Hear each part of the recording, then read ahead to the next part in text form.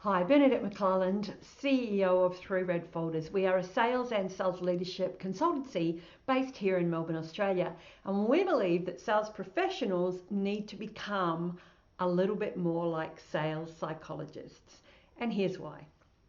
I want to share with you today a couple of words, both beginning with the letter I, because this is the letter that we're up to for the A to Z of creating a winning sales strategy.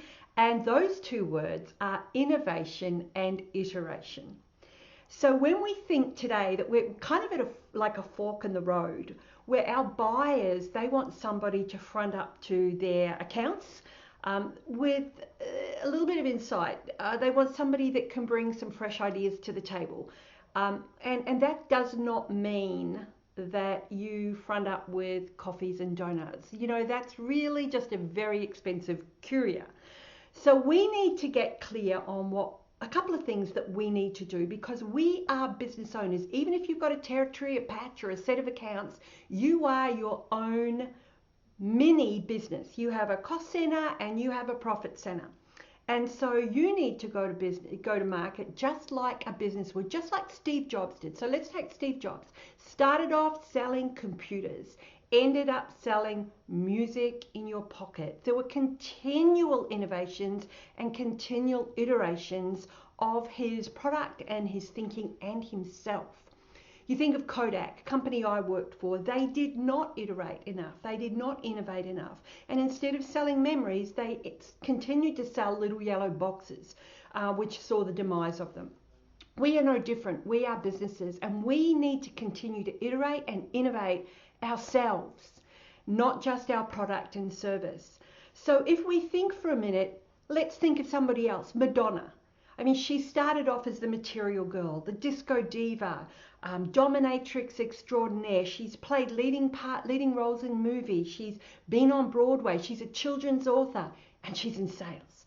Now, that's an example of somebody at a personal level who has continued to innovate themselves and iterate what it is that they do. So how can you do that going to market? How can you innovate who you are and iterate the different parts of you so that you can be seen as totally relevant to your market? Well, number one, I think we spoke about it the other day on the growth grid. What is the parts of your personality that you may need to retire? You know, what are some of the parts of your personality that you may need to, rejuvenate? What are some of the parts of your personality that you need to add to or to subtract from? So get very clear, and you can do that through getting feedback from people. Secondly, is understand what it is that is really important to your buyer for them to grow their business.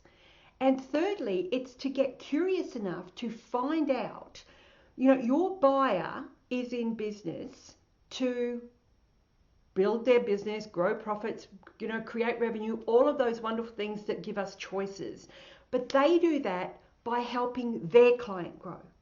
And this ripple effect continues. So what do you know about what your client needs to do with their clients?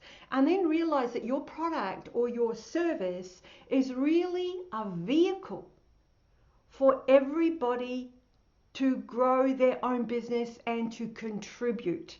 And you can only do that by continual innovation and by continual iteration.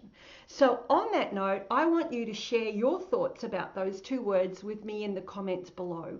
I want you to follow the hashtag A2Z series to continue to get more ideas. We're up to the letter I. Tomorrow we'll be brought to you by the letter J. We're going all the way through to the letter Z.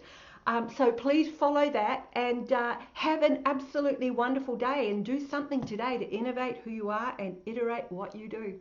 And I will speak to you tomorrow. Bye for now.